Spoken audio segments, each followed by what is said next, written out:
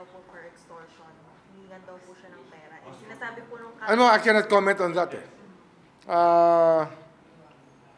I cannot comment on that. But what can you say about, sir, dun sa camp nila na sana daw wag daw pong paniwalaan ng DOJ yung mga statement ni alias Totoy, lalo't wala pa daw siyang sworn affidavit? No comment pa rin ako doon. Sir, maybe... Kasi, alam mo, we are here investigating criminal behavior and criminal offenses so that we can solve this problem of the country. Problema to ng bansa eh. Hindi naman ito problema personal eh. So, we have to do what we have to do. We will do what we have to do. And hindi pwedeng daanin sa publicity ito. That's why I do not speak at every turn when it comes to this, is because we study more than we talk.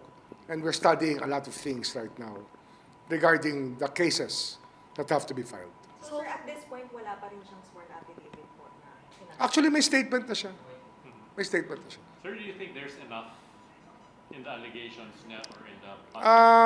There may be enough. In fact, sometimes you can suffer from indigestion from the information that comes out or that came out from the statements given, and even part of the documents that were submitted to us. So we just have to thoroughly weigh everything. And there's a lot more police work involved than anything else. Kagaya niyan, we're trying to get the dives done as soon as possible, but the weather is not permitting. Tapos pangalawa, isang freshwater lake na alam natin, murky yan. Pero we're doing everything so that technically we will be up to the task of looking for the remains of people who were allegedly thrown in the lake. But of course, it's a huge lake. It's more than 200 square kilometers, so we cannot really... but we already have good leads. Meron na tayong mga alam kung saan maghahanap at kung paano hahanapin. Sir, how critical is it ngayon na may complaint talaga? Hindi, meron talagang complaint yan eh. Tsaka, alam mo, basta ganitong kaso kasi, the state takes an interest in it already. It's beyond private complainants already. This is the interest of the state. This is the interest of our people na talagang magkaroon ng katapusan itong kasong ito. Dapat maging kompleto at maging tayo, we have to be satisfied, not just curiosity, but with a sense of justice has to prevail over everything else. Secretary, are you trying to say na hindi maaapektuhan ng DOJ ng mga statements, public statements ni Atong Ang tsaka ni alias No, it will not affect us anymore. Wala na kaming dyan. We've been looking at this case for the last 3 years. Bagong pasok pa lang kami rito. Inaasikaso na namin to, inaatupag na namin. At maraming hindi naniniwala noon, no? Na may mangyayari dito. Kasi nga, very powerful yung mga tao sa likod. Pero we never lost the faith. Kasi nga, sinasabi ko naman lagi, it's all a process. It does not happen overnight. We just have to keep on going to work every day. And let nature take its course. And of course, let the people who work hard at what they do give us the reports that we need. And especially this one, nung tinake up namin to ni General Torre 2 months ago, talagang we started digging up a lot of things already. Marami na kami talagang hinahalukay dito. May response na po ba, sir, yung Japan sa letter po ng Philippines? Inaayos pa namin yung kasi they want to determine what kind of equipment is needed. Kasi nga, usually the ROVs are used sa seabed. Ito lake bed to. It's a different story. It's a different type of buoyancy. And it's a different terrain. So, kasi ang request natin, mapping.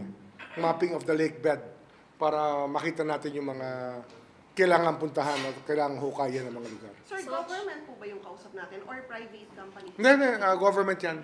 Through the Embassy of Japan yan. Pero meron din tayong local,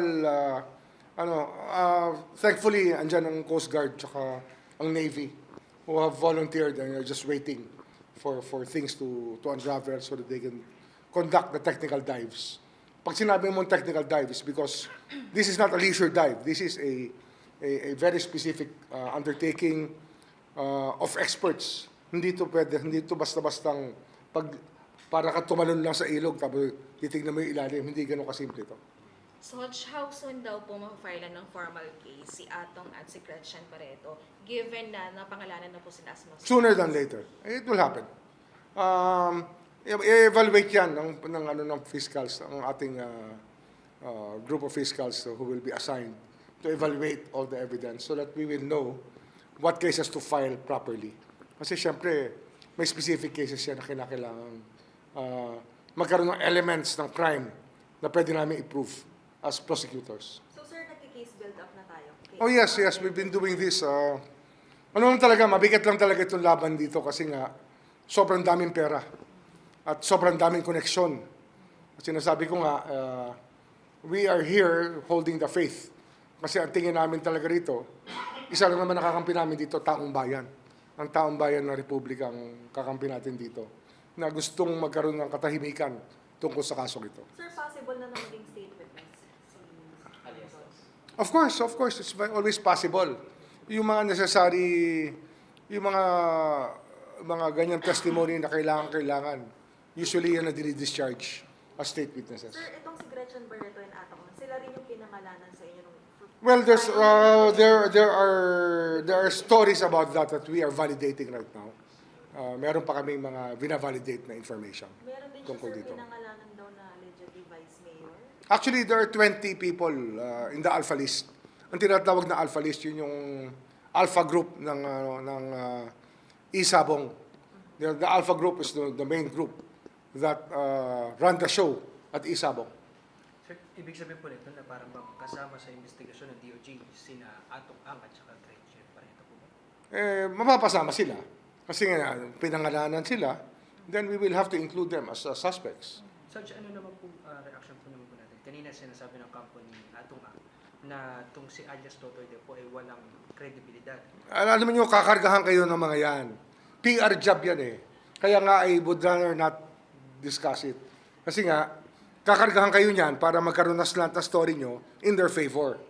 Tandaan nyo, ang trabahong ito, gusto natin, totoo lang. Hindi yung karga nila. Karga ng karga yan eh. Kakargahan kayo.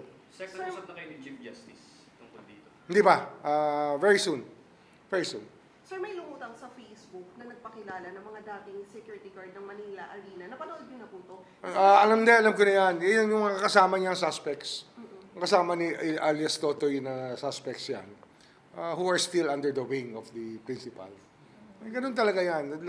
Parang ano yung tawag namin dyan, sa journalist, tawag din natin dyan, hito tactics, di ba? Palalabuin mo yung tubig para walang makita. Diba? Soj, curious question lang po. Hindi lamang po ba si alias Totoy ang hawak na testigo ng Department of Justice? Na marami tayong iba-ibang klaseng ebidensya. We have CCTV footages. Marami tayong ibang hawak. Sir, nakausap niyo na po ba ulit yung pamilya ng mga missing sa bunga? Next week, alam ko, makakausap ko sila. Baka bukas, baka dumaan sila rito eh. But I'll be here late pa dahil meron kami may Bucor event. Kasi nga, magkakaroon na ng sariling holding area yung ang immigration, Bureau of Immigration. Ginawa na namin na point na magkaroon ng sariling holding area yung mga illegal aliens saka those charged with offenses. Sir, nakapag-submit na po kayo ng application sa Ombudsman? Today, I think. You already submitted. I signed it already. I don't know how it was received already. But I'm pushing through with my application. Did you get any feedback already from the... Yun na, I'd rather not. I will not comment on that first, on my application, because we will have to go through a whole process of vetting before everything else. And it's not advisable to really talk about... I think that they should get the first crack at the questions to be asked me why I want to be ombudsman. Second, on the case build-up, tanong ko lang po, kumusta yung mga status ng intention? Matumal ba? Yung ano? Matumal ba siya? Yung? Mga status po ng evidence na nakukuha ngayon sa case build-up, matumal ba? Hindi, ganun talaga. Alam mo, proseso lahat yan. Walang matumal dyan, walang mabilis. Lahat yan proseso. Sana maintindihan nyo yan na walang instant sa prosecution. Lahat ito, tinatrabaho.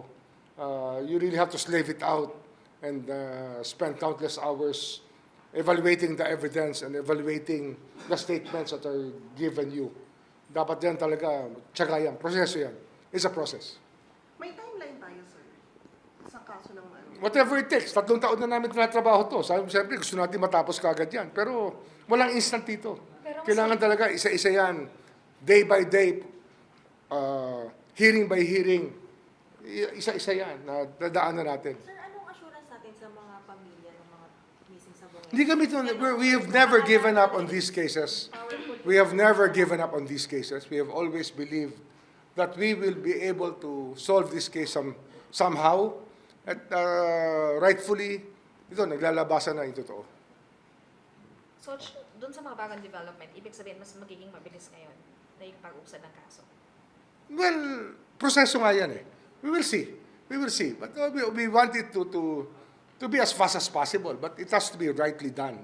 Dapat dyan, hinog na hinog at tama ang pagkakabalangkas ng lahat. If ever, sir, do you want to see this case before going to ombudsman? I have no comment about that kasi sabi ko nga, proseso yan eh. And I will always take an interest in this case, no matter what. Because, and then I hold it close to my heart as one of the major challenges given me when I became SOJ 3 years ago. Okay? Sige, thank you.